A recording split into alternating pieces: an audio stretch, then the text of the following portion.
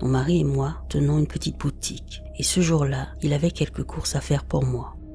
Il était parti depuis 2 heures environ et je commençais à me demander où il était et pourquoi il mettait autant de temps.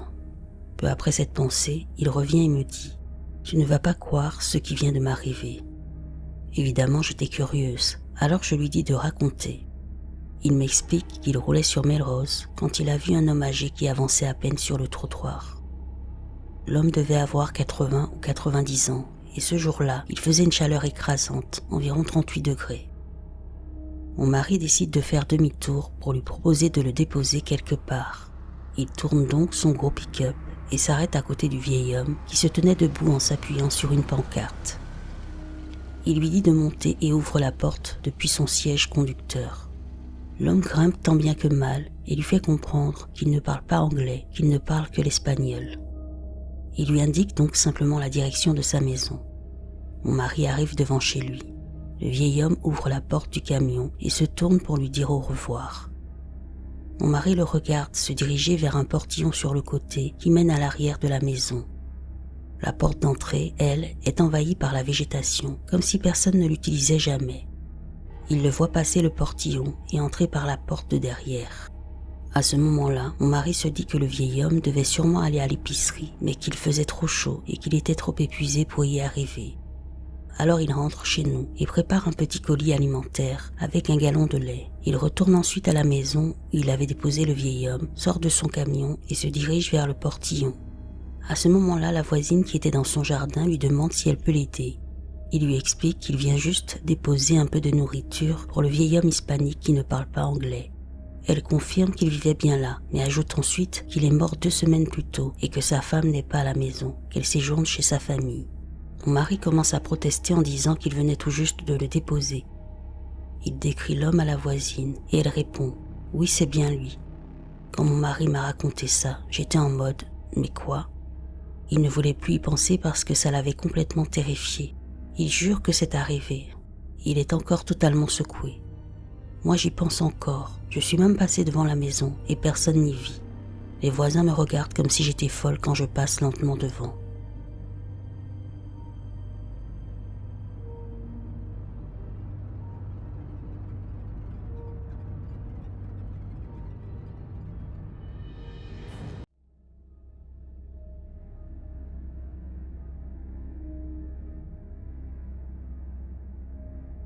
Je vais faire de mon mieux pour expliquer cette histoire clairement.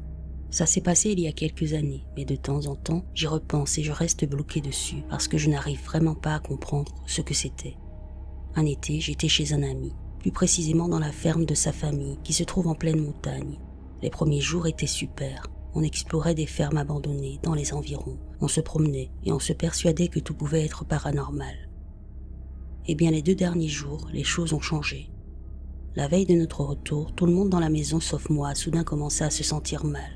Ce soir-là, ils ont tous commencé à se plaindre de violentes douleurs à l'estomac, de vomissements et ils voulaient partir. Mais comme il était très tard et que la ferme était en montagne, on ne pouvait pas partir. Donc les parents de mon ami ont décidé qu'on resterait pour la nuit et qu'on rentrerait le lendemain matin.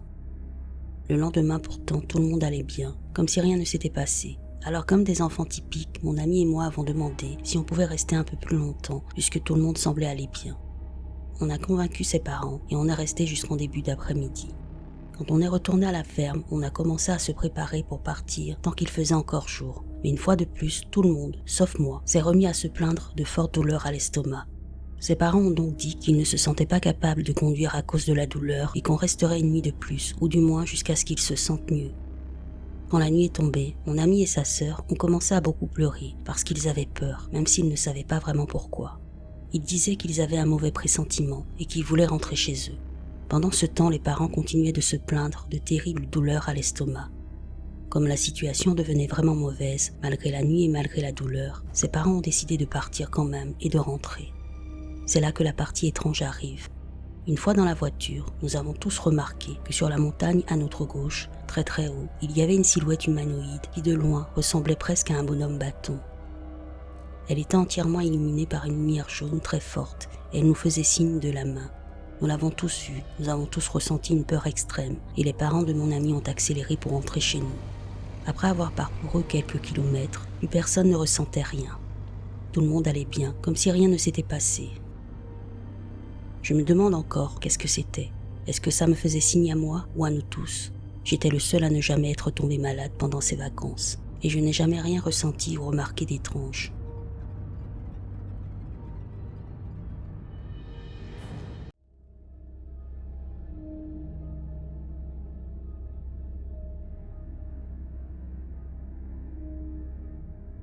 En 2019, je sortais de la pire année de ma vie. Je venais d'emménager chez mes parents en Arizona en provenance de Georgie. J'avais dû traverser le pays en voiture pour arriver chez eux. Sans entrer dans les détails, j'ai toujours éprouvé un sentiment étrange à propos de cette maison. C'était un endroit profondément inquiétant pour une raison que j'ignore. Un soir, ma famille, ma mère, mon père, ma sœur et moi entrions de dîner. Ma sœur est allée aux toilettes au fond du couloir et mon père a sorti les chiens. Ma mère et moi nous tenions à l'autre bout du couloir, là où la porte de ma chambre était perpendiculaire à celle de mes parents. Tandis que nous parlions sur le seuil, je le jure, nous avons toutes les deux entendu une voix chuchoter juste derrière ma mère. Est-ce qu'il nous voit? J'en ai encore des frissons. J'ai regardé ma mère et elle m'a regardé incrédule. Je lui ai demandé si elle avait entendu et elle a confirmé. J'ai paniqué, j'étais déjà au plus mal psychologiquement. Alors j'ai exigé que mon père aille au grenier pour voir s'il y avait quelqu'un. Il l'a fait à contre-cœur et le grenier était complètement vide. J'étais terrifiée. Parmi les autres choses qui se sont passées dans cette maison, il y a eu la porte arrière qui s'est ouverte toute seule par une journée calme, sans un souffle de vent. La maison était équipée de petites alarmes de porte. Je suppose que c'est comme ça que je les appellerais. Alors moi, seule à la maison, j'ai entendu le ding et j'ai vu la porte arrière s'ouvrir lentement. Pas de vent, pas de chien, rien. J'entendais aussi parfois des chuchotements. Tout ça me rendait très paranoïaque et me mettait très mal à l'aise. Quand j'ai enfin emménagé dans mon propre appartement, tout a cessé, ainsi que cette impression d'être observé. Je ne sais pas, vous allez peut-être trouver ça idiot, mais je jure qu'on a tous les deux entendu la voix murmurer. Est-ce qu'il nous voit? Il m'est déjà arrivé des trucs bizarres. Je pense notamment aux lumières dans un placard vide que mon cousin et moi avons vu passer sous le seuil, filant de droite à gauche. Mais ça me hante.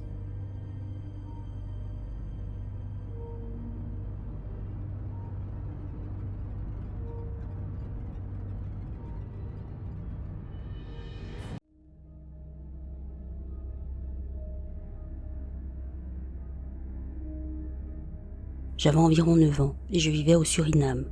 À l'époque, et c'est probablement encore vrai aujourd'hui, c'était un pays pauvre avec une seule grande ville, et le reste était très rural. Nous vivions dans l'une de ces zones rurales qu'on ne peut même pas appeler une ville, avec notre voisin le plus proche juste en face de notre maison et le suivant à des kilomètres. Nous vivions aussi juste à côté de la forêt tropicale. Il n'y avait aucune raison pour que quelqu'un passe par chez nous. Il n'y avait qu'une route en terre, des buissons et des arbres tout autour. Nous n'avions pas de télévision ni aucun divertissement à la maison. Mes frères et sœurs et moi passions notre temps libre à lire, jouer avec nos jouets ou faire du vélo. Et pendant des années, ça a été comme ça, un endroit calme avec très peu de visiteurs. Un jour, j'ai vu quelque chose qui a tout changé pour moi. Pour donner un peu de contexte, j'ai toujours eu des expériences avec des fantômes quand j'étais enfant et encore rarement aujourd'hui. Je ne les cherche pas. On m'a tiré les cheveux, griffé les jambes, murmuré des mots alors que personne n'était là.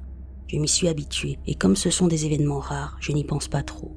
Pour revenir à l'histoire, je regardais les chiens du jardin jouer quand j'ai vu un homme caucasien courir devant notre maison sur la route en terre. Cette route menait à une impasse.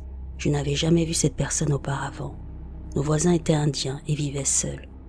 J'ai demandé à ma mère qui était cet homme. Elle ne l'avait pas vu et ne savait pas de qui je parlais. Je me souviens qu'il avait un short. Les chiens sont des chiens de garde, mais ils n'ont pas aboyé et ne l'ont même pas remarqué. Je n'ai pas vu son visage, je n'ai pas pensé à lui jusqu'à quelques jours plus tard, quand je l'ai revu courir sur la route en terre, passant devant la maison. J'ai immédiatement couru vers mon vélo et j'ai décidé de le suivre. Encore une fois, les chiens étaient silencieux. Je ne sais pas pourquoi je les suivis, ce n'était pas de la curiosité. Je n'en ai parlé ni à ma mère ni à personne, ce que je fais d'habitude. Je suis juste parti avec mon vélo, avançant lentement derrière lui, à environ 3 ou 4 mètres. Je n'entendais aucun bruit de pas. Quand on court sur une route en terre, on entend quelque chose, du gravier, de la poussière, n'importe quoi. Là, rien. Il ne s'est jamais retourné, il ne m'a jamais regardé, même si j'étais clairement derrière lui très près. J'aurais dû faire demi-tour. Qu'est-ce qui n'allait pas chez moi? Je ne pouvais pas m'arrêter. Quelque chose me disait de continuer à le suivre. Nous n'avons rien dit, ni lui ni moi. Nous sommes arrivés à la fin de la route. Il a continué à courir dans l'herbe, droit vers les arbres. L'herbe était haute, jusqu'à mi-cuisse ou hanche. Aucun son, aucun bruissement. L'herbe se pliait à peine alors qu'il passait dedans. Il avançait toujours. Je suis descendu de mon vélo. J'allais faire un pas dans l'herbe pour le suivre quand j'ai entendu la voix de ma mère à ma gauche, forte et claire comme en plein jour, m'appeler. « Maggie !» Je me suis retourné et j'ai répondu. « Quoi ?» Il n'y avait personne derrière moi. Je me suis retourné vers l'avant, l'homme avait disparu. Plus aucune trace, j'étais seul. J'ai ressenti un frisson profond et je suis monté sur mon vélo pour rentrer aussi vite que possible. Quand je suis arrivé à la maison, ma mère était en train de cuisiner. Elle n'avait jamais quitté la maison et je n'ai plus jamais revu cet homme. Je crois vraiment que cette chose n'était pas humaine. Je pense que j'ai été charmé, attiré hors de la maison volontairement. Ce n'était pas un fantôme ou un esprit. Il existe des entités dans ce monde qu'on ne peut pas comprendre ni expliquer. J'espère ne plus jamais croiser ça. Des décennies plus tard, j'ai rencontré un médium qui m'a dit qu'un esprit protecteur veille sur moi, une femme âgée, mais je ne pense pas que ce soit ma défunte arrière-grand-mère. Je ne sais pas si c'est vrai, mais quelque chose m'a tiré de là pour me sauver.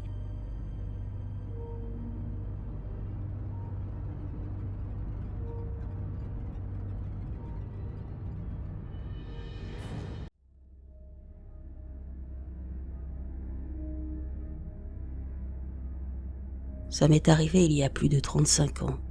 Quand j'avais 6 ans, j'ai disparu pendant 2 jours. Ça s'est passé à la campagne, alors que je passais tout l'été chez ma grand-mère. Je ne me souviens pas de grand-chose de la période où j'étais porté disparu, mais je me souviens de ce qu'ils m'ont dit que j'avais raconté à l'époque.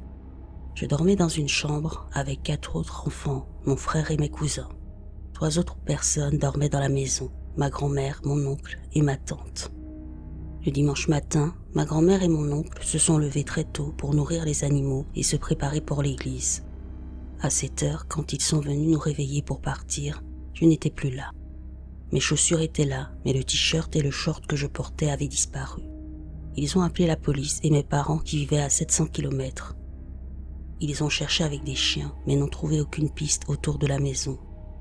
2 jours plus tard, j'ai été retrouvé dans une forêt à 11 km de là par des chasseurs.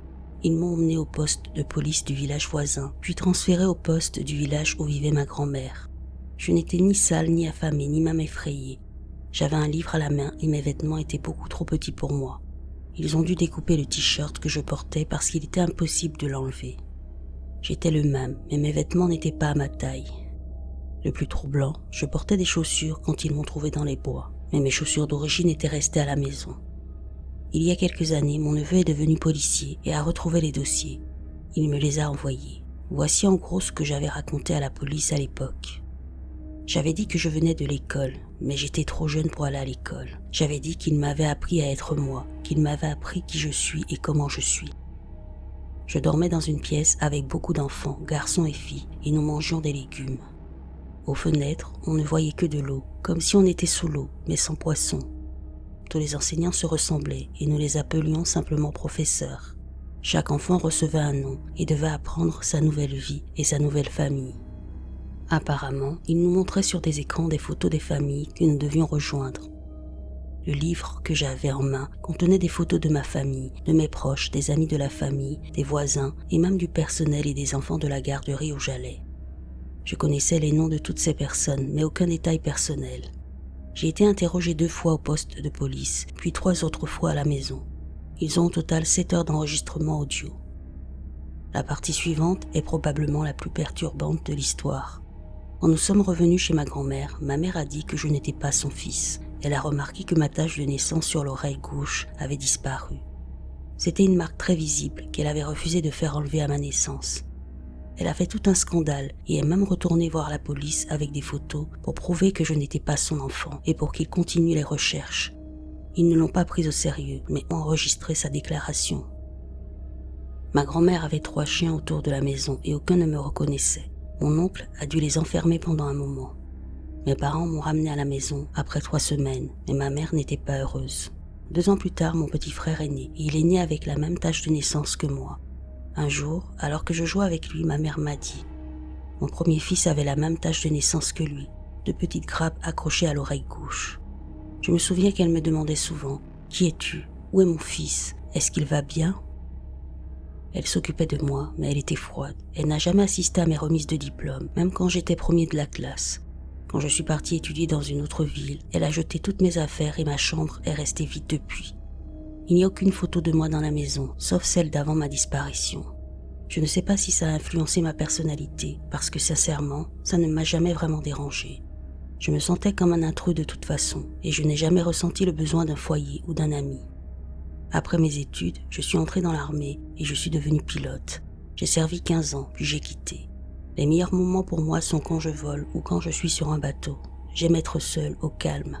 Mes compétences sociales n'apparaissent que quand je bois de l'alcool, mais je ne suis pas vraiment buveur. Je ne suis spécial en rien, je mène une vie normale, je n'ai pas changé le monde ni en bien ni en mal, mais j'ai toujours l'impression de ne pas appartenir à ce monde. Alors pourquoi ce changement? Pourquoi quelqu'un aurait-il pris la peine de le remplacer par moi?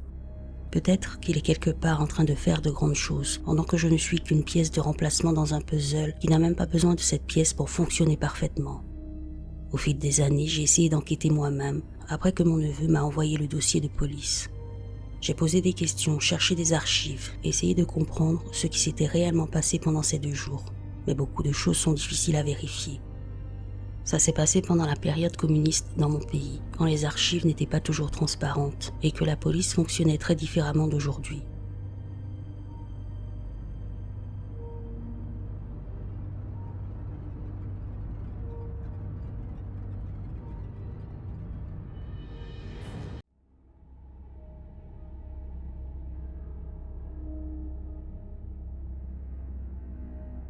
Je suis une femme portoricaine de 21 ans.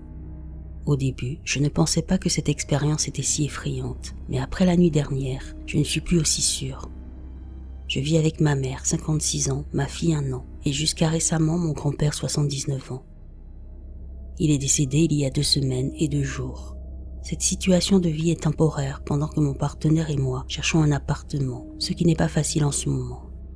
Hier soir, vers 22h, j'étais dans ma chambre en train de me maquiller pour filmer et prendre des photos pour mon copain. Pendant que je me préparais, j'ai entendu des pas venant de ce qui était autrefois la chambre de mon grand-père. Sa chambre est juste en face de la mienne, à même pas 1,5 m de ma porte. Les pas étaient lents, traînants, exactement comme les siens. Je me suis figée une seconde, mais j'ai essayé de ne pas trop y penser. Je me suis dit que c'était sûrement un de mes 4 chats et j'ai continué. Pour donner un peu de contexte, ces derniers jours, ma mère se plaint que sa porte se verrouille toute seule et qu'elle a l'impression d'être observée. Je lui ai dit qu'elle était juste parano. Quand ma grand-mère est décédée en 2023, on avait vécu des choses similaires. On entendait sa canne taper sur le sol en bois tard le soir. Mon copain jure même avoir entendu une femme dans la cuisine dire « Personne ne m'apprécie dans cette maison ». Le plus étrange, c'est qu'il n'avait jamais rencontré ma grand-mère. Quand il nous a répété exactement ce que la voix avait dit, ma mère et moi nous nous sommes regardés. C'était une phrase qu'elle disait tout le temps quand on n'aimait pas sa cuisine. Donc oui, j'ai déjà vécu des trucs bizarres, mais j'ai toujours trouvé une explication, jusqu'à hier soir. Vers minuit, presque 1h du matin, j'ai éteint la clim et la télé parce que le bruit commençait à me submerger. La maison est devenue complètement silencieuse. J'étais seule avec ma fille et j'essayais de la faire dormir.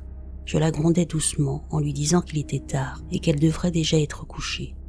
C'est là que j'ai entendu mon 2e prénom, assez fort, juste devant ma porte. La seule personne qui m'a toujours appelé par mon 2e prénom dans cette maison, c'est mon grand-père. J'ai essayé de rationaliser. Je me suis dit que c'était peut-être ma mère qui passait devant ma chambre pour me dire de faire moins de bruit, comme elle le fait souvent. Mais quelque chose n'allait pas, la voix ne venait pas du couloir. Elle venait de juste devant ma porte, comme si quelqu'un se tenait là. J'ai appelé ma mère immédiatement. Elle a répondu à moitié endormie. Et là, tout mon corps s'est glacé. Je suis restée assise à fixer la porte, trop terrifiée pour bouger. Je sais ce que j'ai entendu. Ce n'était pas faible ni lointain. Ce n'était pas quelque chose que je pouvais imaginer. C'était juste là, et ce n'est pas la seule chose. Depuis qu'il est mort, des objets bien posés tombent tout seuls des étagères. J'ai senti ma couverture être tirée la nuit alors que personne n'était là. Sa porte de chambre tremble parfois doucement, comme si quelqu'un essayait de l'ouvrir sans y arriver. Je ne sais plus quoi penser. Ma mère est chrétienne et elle dit que mon grand-père a accepté Dieu avant de mourir, donc il devrait être de l'autre côté. Mais si c'est vrai, alors qu'est-ce qu'il y a encore ici? Pourquoi a-t-on l'impression que quelque chose marche encore dans sa chambre la nuit?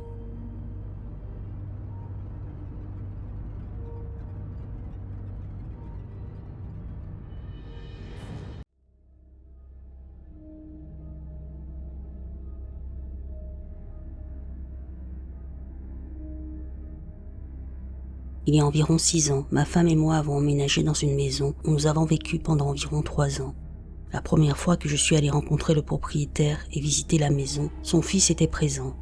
Pendant que je parlais avec le propriétaire, à un moment donné, le gamin demande à son père « Tu vas lui parler du fantôme ?» Le propriétaire a réagi comme on le ferait si son enfant disait quelque chose de bizarre et sans importance. J'ai ri et la conversation a continué. À l'époque, ma femme et moi avions tous les deux une garde alternée 50-50 avec nos ex. Quelques semaines après notre emménagement, je marchais au rez-de-chaussée et j'ai vu un enfant passer à l'étage. Il m'a fallu une seconde pour réaliser que nous n'avions pas nos enfants cette semaine-là. Je suis montée et j'ai regardé partout mais rien. J'ai laissé tomber, mais au fil des semaines, j'ai continué à l'apercevoir, que nos enfants soient là ou non. Je n'ai pas de croyance particulière concernant le surnaturel ou les fantômes, mais je sais ce que j'ai vu, même si je ne peux pas l'expliquer. C'était un enfant, peut-être 1 an ou 2 plus jeune que les nôtres, avec la peau brune et les cheveux foncés comme nos enfants. Finalement, j'ai demandé à ma femme si elle avait vu quelque chose d'étrange depuis notre arrivée. Elle a immédiatement répondu « Tu as vu un enfant ?» J'ai dit oui, et nous avons comparé nos observations. Nous avions tous les deux aperçu ce qui semblait être le même enfant. Une nuit, nous l'avons vu tous les deux, encore une fois à l'étage, et j'ai couru dans la pièce où il venait d'entrer, mais rien. Nous n'en avons parlé à personne, pas parce qu'on avait peur que les gens nous prennent pour des fous, mais plutôt parce qu'on avait peur qu'ils pensent qu'on inventait tout. Après environ 1 an, mon beau-fils ne voulait plus revenir chez nous après sa semaine chez son père. Il est finalement revenu. Son père, on s'entendait tous très bien, nous a expliqué la raison, mais nous a demandé de ne pas dire à notre fils, il nous l'avait dit, parce qu'il lui avait promis de garder le secret. Il lui avait raconté qu'il s'était réveillé au milieu de la nuit, chez nous, et qu'il y avait un garçon qu'il ne connaissait pas, debout au-dessus de lui. Son père avait fini par le convaincre que ce n'était qu'un cauchemar et que notre maison était sûre. Ma femme et moi avons continué à voir notre fantôme, mais sans trop y penser. Il n'a jamais semblé menaçant, juste une silhouette furtive de quelqu'un qui ne devrait pas être là. Nous avons fini par déménager. Nous ne l'avons plus jamais revu depuis. Je n'ai aucune explication et je ne suis attaché à aucune théorie. La maison et le quartier avaient été construites dans les années 2000. Avant ça, tout le secteur n'était que de la campagne. S'il y avait une maison à cet endroit auparavant, ce qui semble improbable, elle n'aurait pas fait partie d'un lotissement. Ni ma femme ni moi n'avons vécu d'expériences similaires avant ou après.